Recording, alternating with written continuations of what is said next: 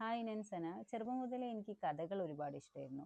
കഥകൾ കേൾക്കാൻ ആളുകൾ പറഞ്ഞു തരുന്ന ചെറുപ്പത്തിൽ ഒരുപാട് ഇഷ്ടമുള്ള ഒരു കാര്യമായിരുന്നു. അങ്ങനെ ഈ കഥകളോടുള്ള ഇഷ്ടമാണ് എന്നെ ഈ വായനയുടെയും സിനിമയുടെയും ലോകത്തേക്ക് എത്തിച്ചത്.